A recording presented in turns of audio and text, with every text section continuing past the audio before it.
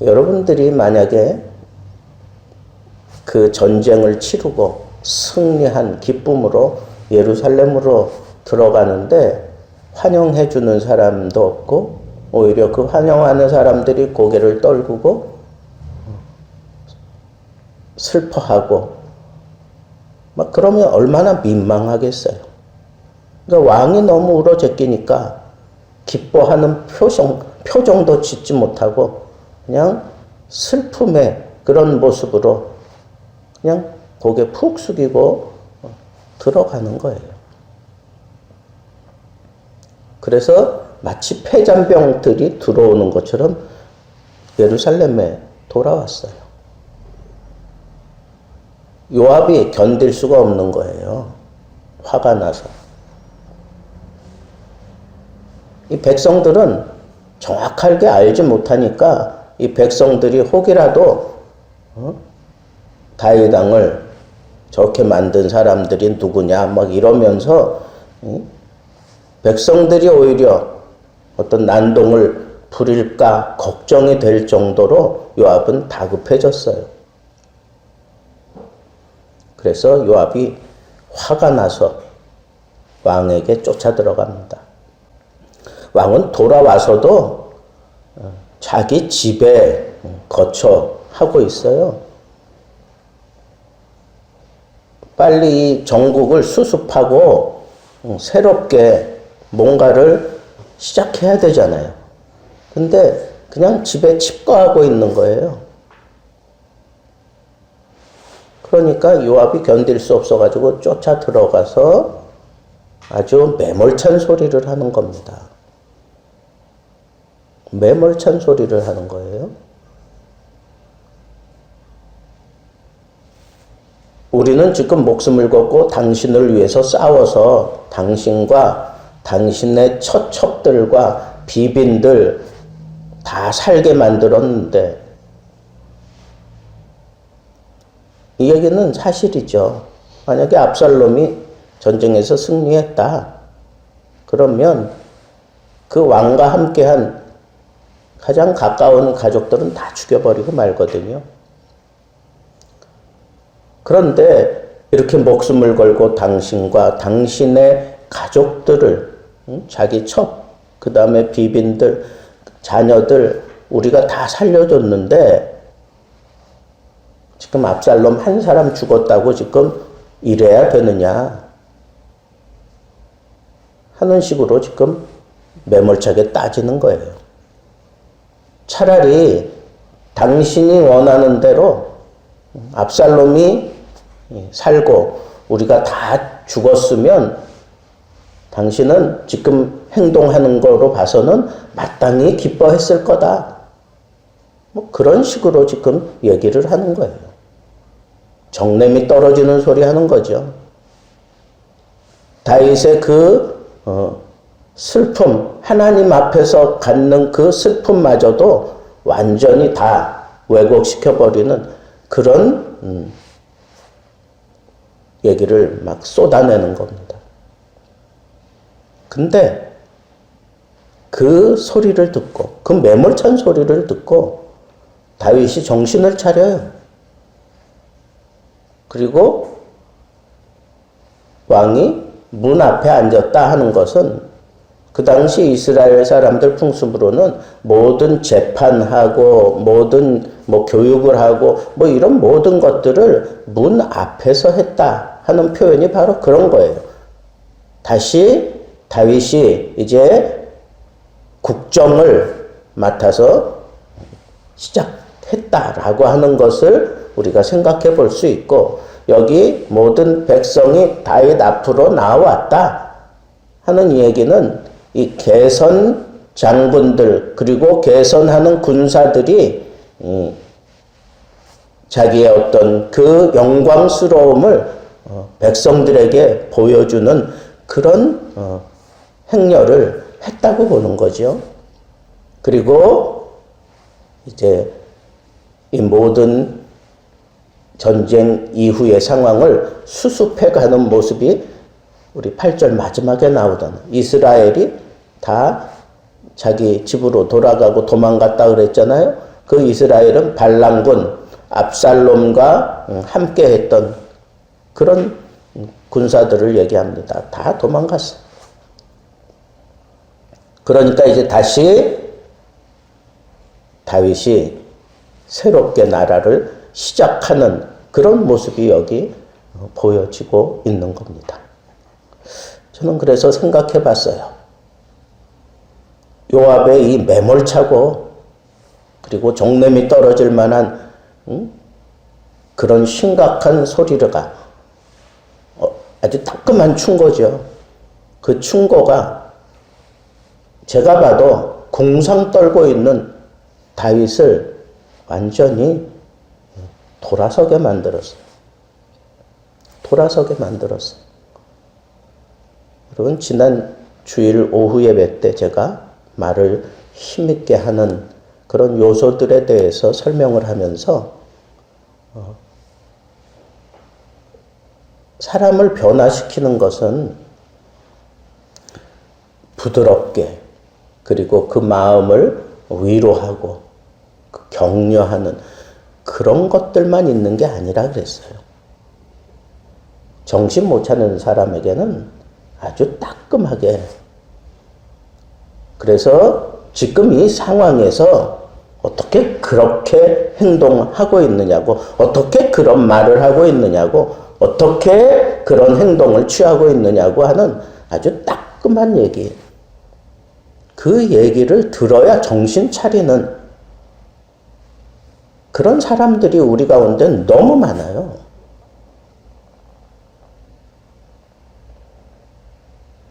여러분, 지금 다윗이 이런 따끔한 충고, 웬만한 충고 가지고는 먹히지 않아요. 정말 따끔한 충고, 자기가 평생 들어보지 못했던 그런 따끔한 충고, 그것이 필요한 시기였는데 요압은 이건 왕을 도와야 되겠다 하는 그런 갸륵한 마음을 가지고 가서 얘기한 게 아니에요. 자기 분에 못 이겨서 막 쏟아내잖아요.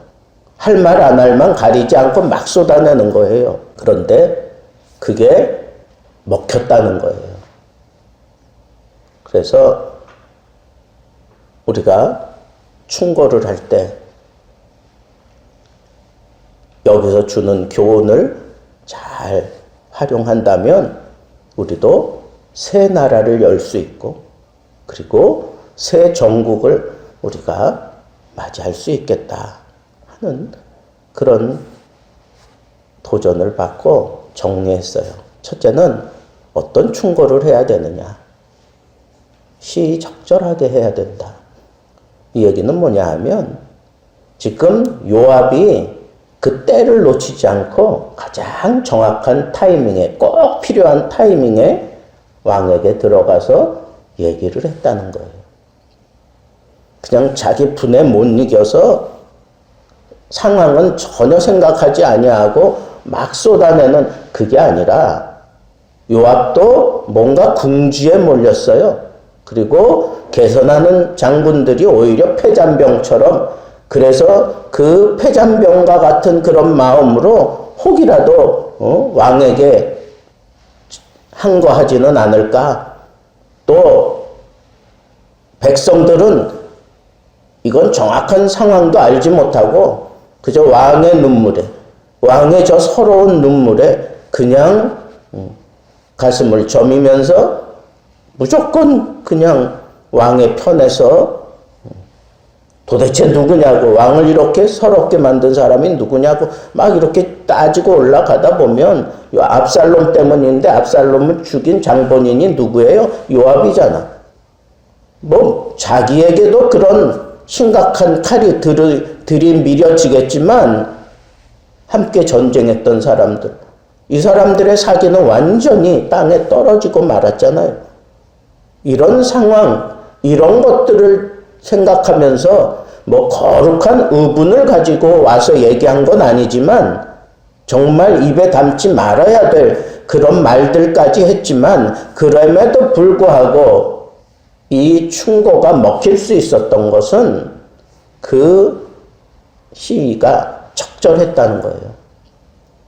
그때 누가 가서 얘기하더라도 다윗에게 뭐 패독한 말을 할지라도 다윗은 이 상황에 대해서 깨달음을 얻고 눈을 들고 볼 수밖에 없는 그런 심각한 상황에 가장 적절한 타임에 딱 들어가서 이 상황을 수습해야만 되는 그런 심각함을 왕으로 하여금 깨닫게 만들었다는 거예요.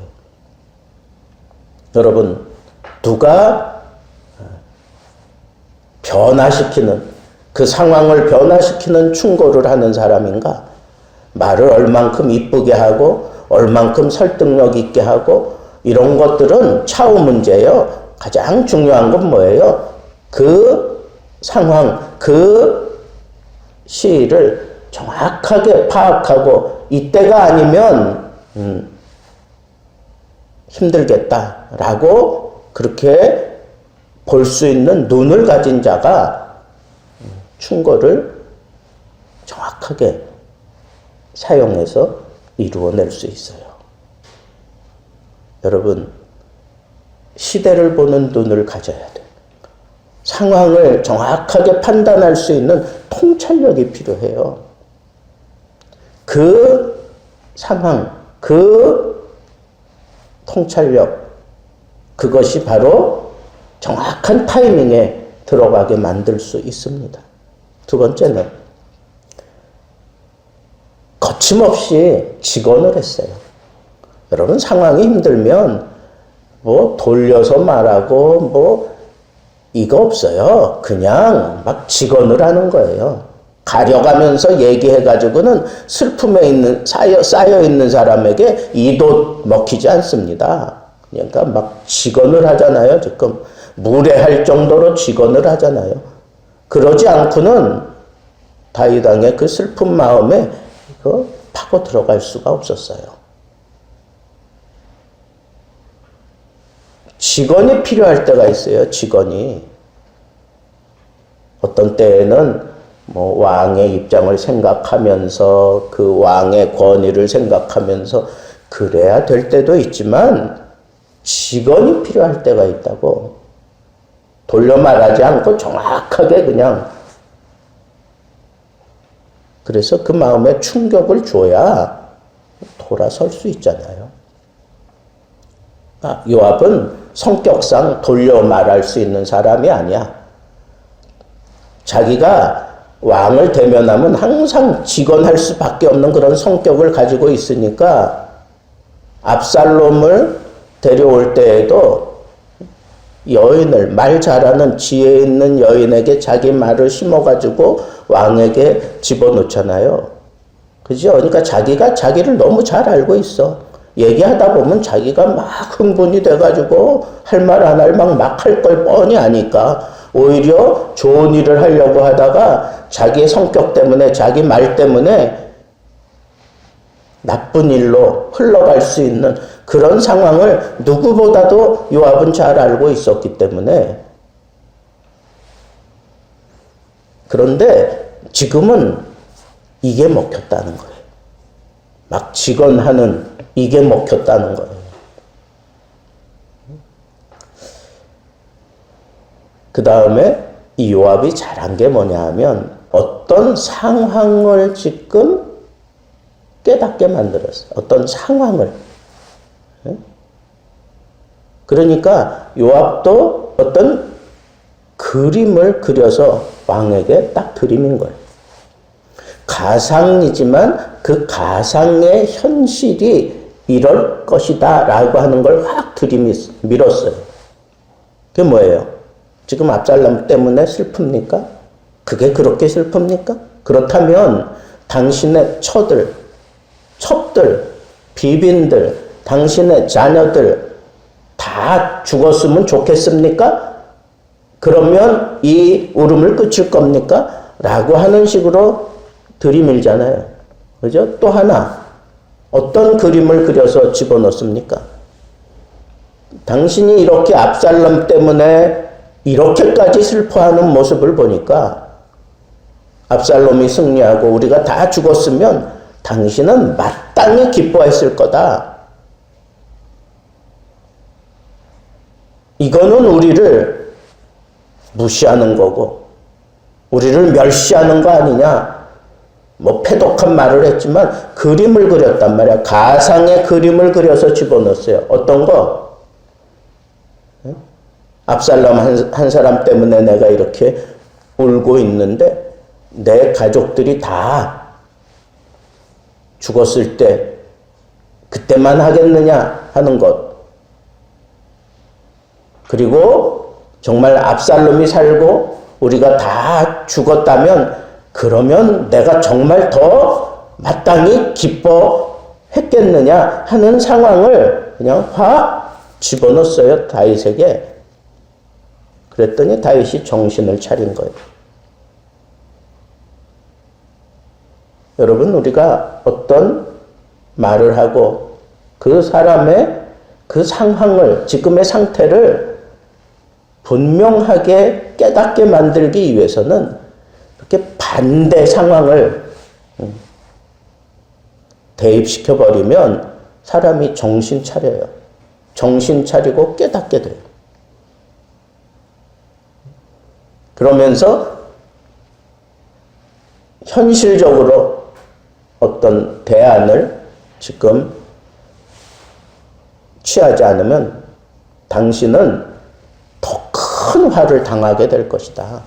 지금 정신 차리지 않고 이 모습 이대로 그냥 있다면 젊었을 때부터 당신이 그렇게 심각한 일들 당하고 어려운 일들 당한 것보다 더 심각한 화가 당신에게 임할 것이다. 왜?